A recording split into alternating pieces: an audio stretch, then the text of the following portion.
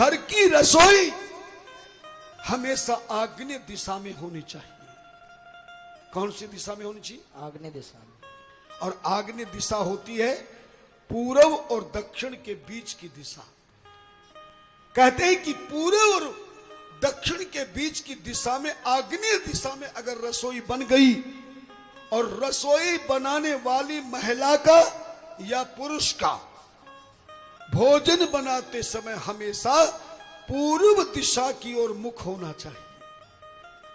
अर्थात रसोई तो आग्नेय दिशा में बनावे, लेकिन जिधर सूरज उगता है उधर चूल्हा रखना चाहिए। उधर मुख करके जो भोजन बनाता है वो नारी कभी रोगी नहीं होगी, बीमार नहीं होगा। पति पत्नी में प्रेम होगा, नेम होगा, और पूरे गृहस्थ में न संतान की कमी होगी न धन की कमी होगी। क्योंकि जैसा खाएगा अन्न वैसा बनेगा मन, और जैसा पिएगा पानी वैसी बनेगी वाणी। इसलिए जल को भी सही दिशा में लीजिए, धन्यवाद। और भोजन भी सही दिशा में बनाना चाहिए। बिना दिशा के दशा खराब हो जाती है, धन्यवाद। अगर आपके अग्नि कोण में रसोई ना बन पाई हो, चूल्हा भी पूर्व दिशा की ओर नहीं रख पाए हो, तो केवल छोटा सा उपाय बता देता हूं, आपकी रसोई का दोष मिट जाएगा। आप रसोई में एक 0 वाट का लाल बल्ब लगा लीजिए। क्या लगाएंगे? लाल बल्ब। बिजली वाला छोटा बल्ब आता 0 वाट का, कौन से रंग का? लाल कलर। और उसको 24 घंटे जलता हुआ छोड़ दीजिए। जिसकी रसोई में 24 घंटे 0 वाट का बल्ब जलता रहता है, उसकी रसोई का कोई भी दोष हो लाल बल्ब के जलाने से समाप्त हो जाता है। लेकिन भोजन बनाते समय भी आपको भोजन शास्त्र के नियम के अनुसार बनाना चाहिए। सच कहूं तो तुम्हें आज तक किसी ने भोजन बनाना भी नहीं सिखाया है। अगर आप मेरे कहे अनुसार नोट करके कल से भोजन बनाना शुरू कर देना, उस भोजन को खाने वाले की बुद्धि सात्विक बुद्धि बन जाएगी। उसे कभी क्रोध नहीं आएगा, घर में कलेश नहीं होगा, कभी जीवन में कोई बीमारी पैदा नहीं होगी, क्योंकि सारी बीमारी बेकारी भोजन से होती है। भोजन बनाते समय पहली बार जब आटे की रोटी बनाए तो चूल्हे पर आप तवा रखते हैं, चाहे गैस का चूल्हा हो चाहे लकड़ी का हो, तवे को गर्म करते हैं ना, धन्यना। जब तवा गर्म हो जाए तो पहली रोटी खाने वाली रोटी से छोटे आकार की बनाना चाहिए। पहली रोटी जो खाने के लिए जितनी बड़ी बनाते हो उससे आधी साइज की आकार की रोटी बनानी चाहिए, और आधी रोटी अर्थात खाने वाली रोटी से छोटी आकार की पहली रोटी बना के तैयार करें। परंतु रोटी को डालने से पहले, तवे पे डालने से पहले 2, 4, 5 बूंदे आप पानी की डाल दें, ध्यान देना। पर्चा आया है कि 6 मिनट की पूजा और मंदिर में कपड़ा। तो मैं पहले बता दूं, कम से कम विषय के अनुसार तो बताऊंगा ना। पहले मकान तो बनाने दो, जब मकान बनाओगे तो फिर मंदिर बनाओगे, मंदिर बनाओगे तो फिर कपड़ा बिछाओगे, और कपड़ा बिछाओगे तो ठाकुर जी के रखोगे, तभी तो 6 मिनट की पूजा शुरू होगी। या बिना मकान मंदिर के पूजा करवा दो? मैं हर चीज सुना के जाऊंगा, छोड़कर कुछ नहीं जाऊंगा, दिल तोड़कर नहीं जाऊंगा, और आपसे जिंदगी में कभी मुख मोड़कर नहीं जाऊंगा, बल्कि भक्ति का सच्चा नाता जोड़कर जाऊंगा। कितने लोग मेरे साथ जुड़ना चाहते हैं? तो मेरा मोबाइल नंबर ले लेना। तुम्हारी जब कोई समस्या हो किसी के चक्कर में मत आना, वरना तो ठगे जाओगे। आजकल धन इकट्ठा करने की तैयारी सबके पास है, लेकिन मैं रात और दिन आपके लिए तैयार हूं। रात को 2 बजे भी किसी का फोन आता है तो मैं उसको जवाब देता हूं। हां, मेरी जन्मभूमि से 3 साल पहले रात को 2 बजे एक फोन आया, महिला का, रो रही थी। आप ताजुब करोगे, जहां मेरा जन्म हुआ है मेरे साथ पढ़ने वाले सहपाठी भी मेरे शिष्य बन गए हैं। और जब मैं जिस विद्यालय में, कॉलेज में डिग्री प्राप्त की, उस कॉलेज के प्रोफेसर जो बुढ़े हो गए थे वो भी मेरी कथा सुनने आए। हालांकि उन्होंने मुझे नहीं पहचाना, लेकिन जब मैंने परिचय दिया कि मैं इसी विद्यालय से मैंने एमएससी की है और मुझे साइंस बायो से मैंने की है और मुझे फिजिक्स केमिस्ट्री बायो कौन कौन पढ़ाता था, मैं जब उनका नाम लिया तो लोगों ने कहा कि वो तो यहां बैठे। जब वो तीनों मेरे मंच पर आए तो मर्यादा थी, मैं प्रणाम नहीं कर सका, लेकिन उन्होंने प्रणाम किया। और सच कहूं, बाद में उन्होंने कहा कि हम शिक्षा गुरु तेरे हम थे, मगर दीक्षा गुरु हम तुझे बनाएंगे। यकीन मानिए, आज सब रिश्तेदार मुझसे गुरु दीक्षा ले चुके हैं और ये मालूम नहीं किस लालच में लिया। मेरे यहां काफी भक्त बैठे हैं, शिष्य बैठे हैं, गांव से भी है, ऊंचा गांव से भी है, पलवल से, दिल्ली से, जो मेरी जन्मभूमि भी जा चुके हैं गुरु पूर्णिमा पर। सब परिवार को वो लोग जानते, मेरे मित्रों को भी जानते हैं, मेरे साथ पढ़ने वाले भी मेरे शिष्य हैं। और सच कहूं, जिन्होंने मुझे गोदी में खिला करके बड़ा किया है वो मैया भी मेरी शिष्य बनी हुई है। ये मेरा सौभाग्य है। लेकिन जो भी शिष्य बने हैं, आज वो कहते हैं कि जिस दिन से हमने आपकी शरणागति ली है, हम जो चाहते हैं वो बिना चाहने से पहले ही पूरा हो जाता है। रात को 2 बजे फोन आया, बोले मेरा बेटा किसी बारात में गया था, वहां झगड़ा हो गया, झगड़े में रगड़ा हो गया, रगड़ा भी तगड़ा हो गया, मेरे बेटे को ऐसी चोट लगी है, जयपुर के सवाई मानसिंह अस्पताल में भर्ती है। डॉक्टरों ने जवाब दे दिया है, बस आप ही बचा सकते हैं। अब रात को 2 बजे गहरी नींद में आदमी को क्या होश होगा, पर न जाने मेरे मुख से क्यों निकल गया। मैंने कहा देवी तू रोए मत, कल शाम को 4 बजे मुझे फोन करना और तेरे बेटे से ही मैं बात करूंगा, अब मुझे सो जाने दे। ये कहकर मैं सो गया। और सच कहूं, मैं बड़ाई नहीं कर रहा हूं, मेरे पास हर चीज का प्रमाण है। आपके फरीदाबाद का भी प्रमाण है, कहो तो अभी बताऊं। हाँ, फरीदाबाद के कम से कम 100-150 ऐसे भक्त हैं मेरे जो यहां बैठे हुए हैं। कम से कम 30-35 भक्त बैठे हैं। ऊंचा गांव से तो आज पूरी समिति आई है। आज गया था, जिनके पास मैं रहा तो मुझे रखने को कमरा नहीं था। आज 4 मंजिल फ्लैट, और देखकर ताजुब हो गया कि 4-4 कमरों के फ्लैट में एक-एक कमरे में मेरी फोटो लगा के मेरा कमरा बना दिया। कभी वो सोच भी नहीं सकते थे। आज मैं गया था, वो बैठे यहीं पर तिलक लगा करके, हाँ, कह रहे थे गुरुदेव जो मांगा सो मिला है, बिना मांगे मिला है। और फ्लैट भी देख करके, यानी एक फ्लैट 400 गज के प्लाट में है।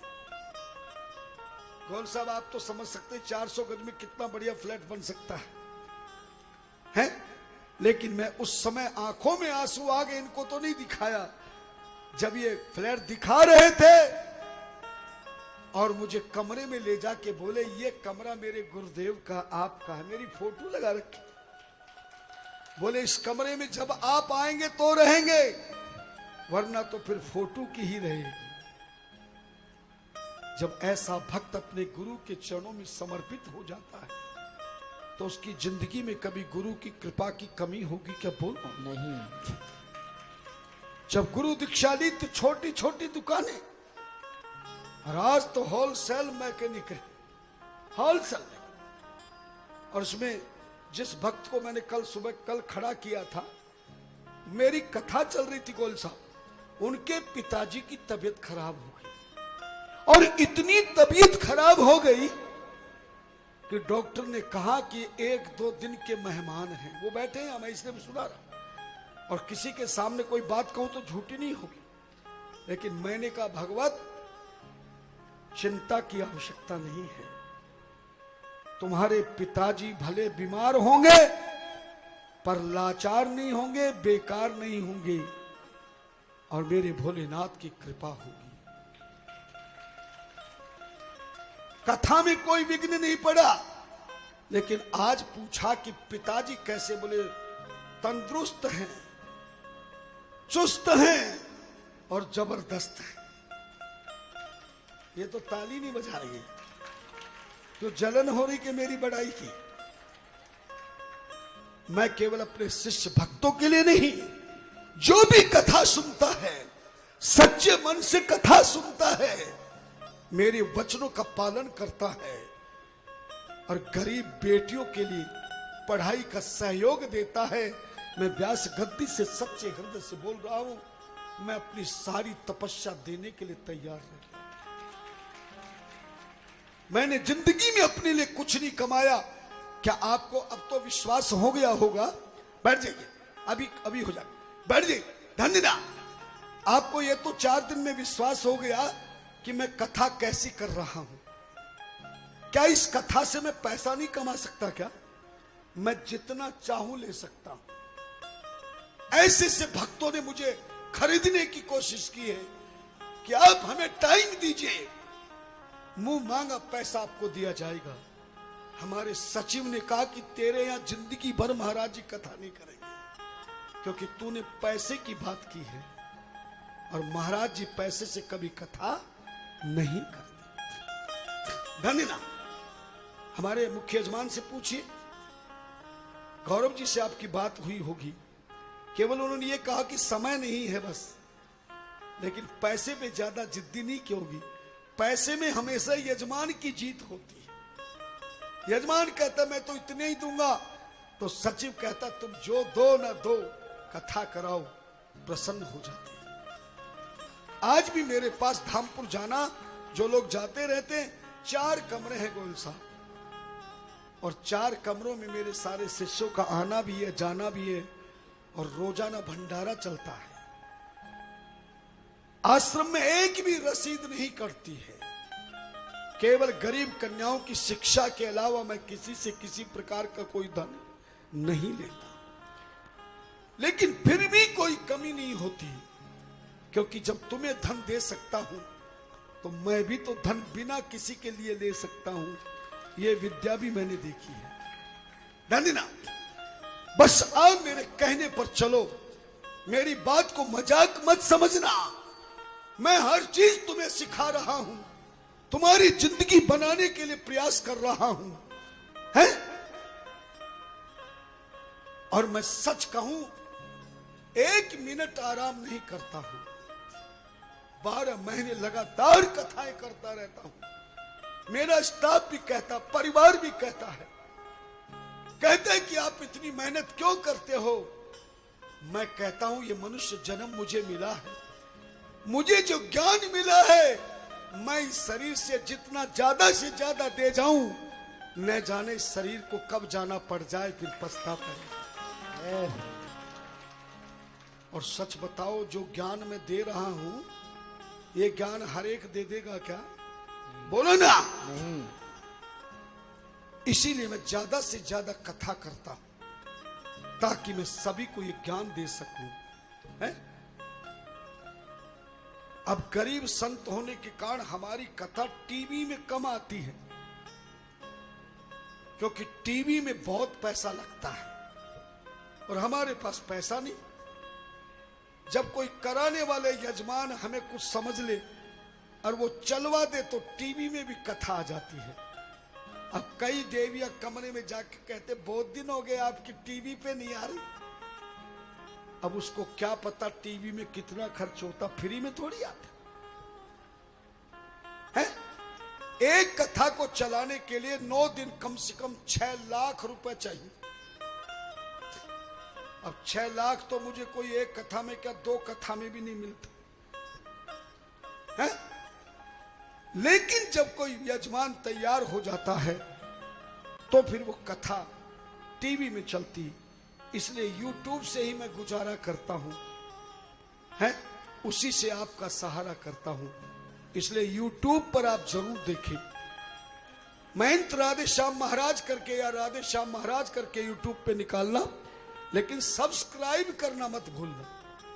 और सब्सक्राइब करके घंटी और बजा देना, क्योंकि हमारे सनातन धर्म में घंटी का बड़ा प्रभाव है।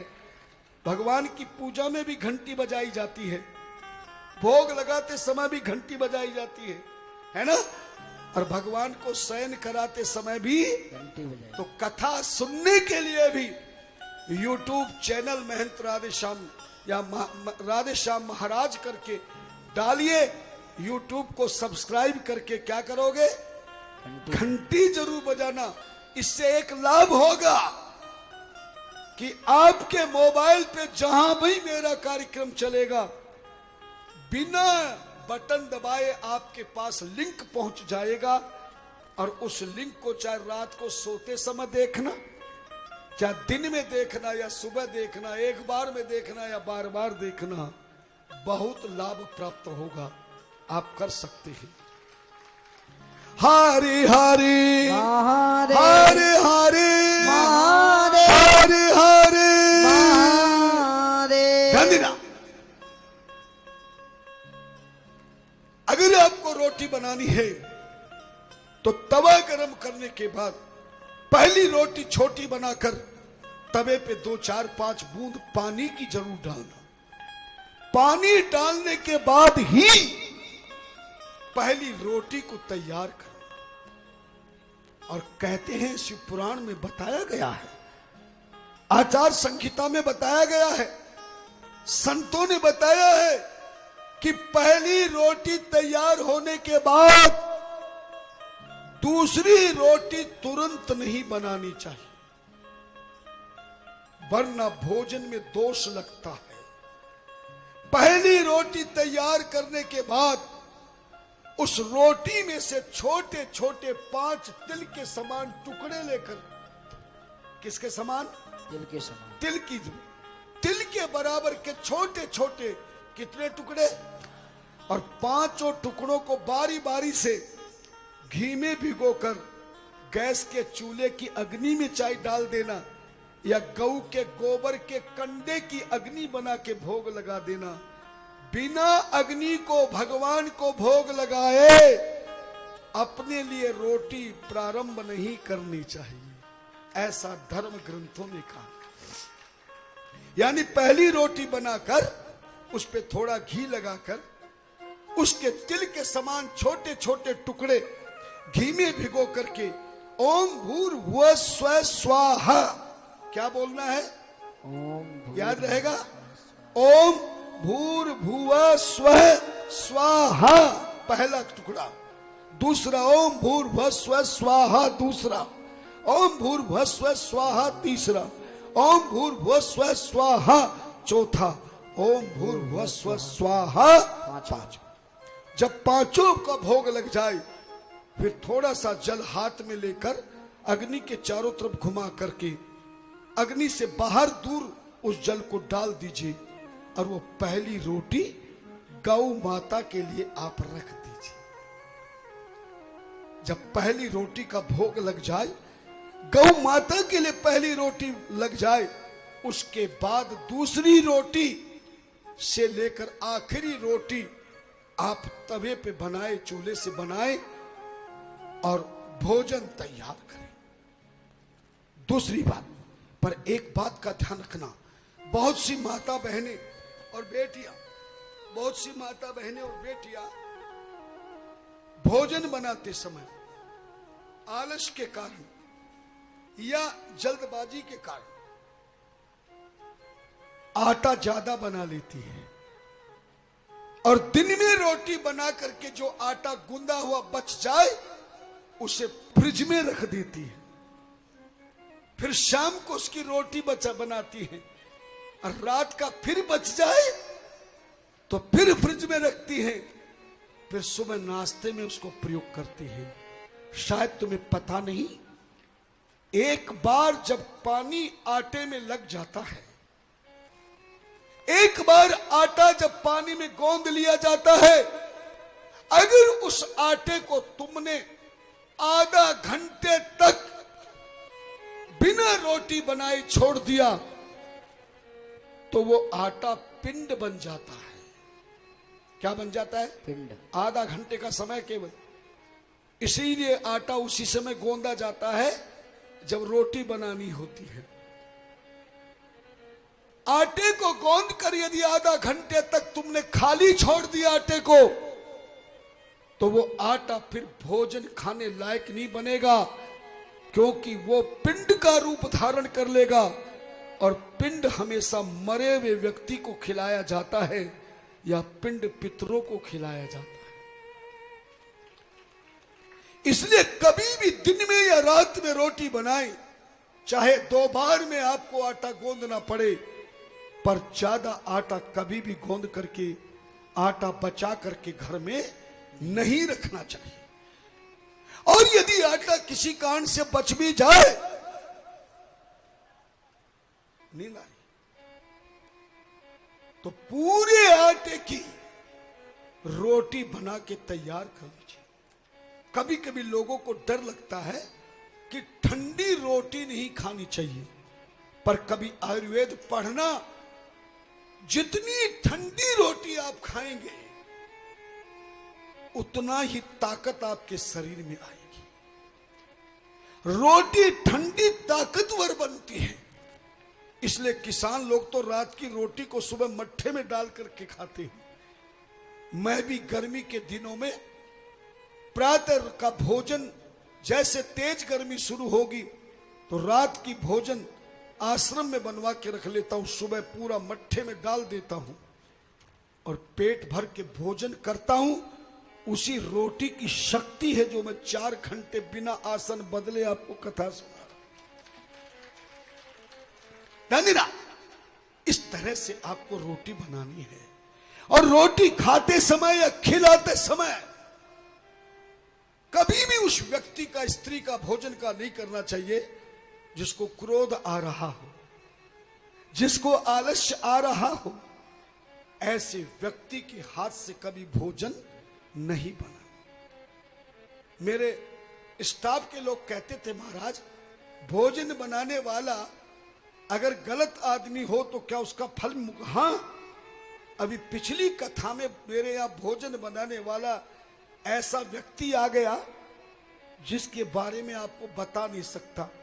मैंने 2 दिन भोजन किया और मैं बीमार पड़ गया, मेरा स्टाफ बीमार पड़ गया। मैंने कहा देखो, गलत व्यक्ति के हाथों से खाया अन्न, गलत व्यक्तियों के हाथों से पिया हुआ पानी मनुष्य की जिंदगी में रोग पैदा कर देता, शोक पैदा कर देता है।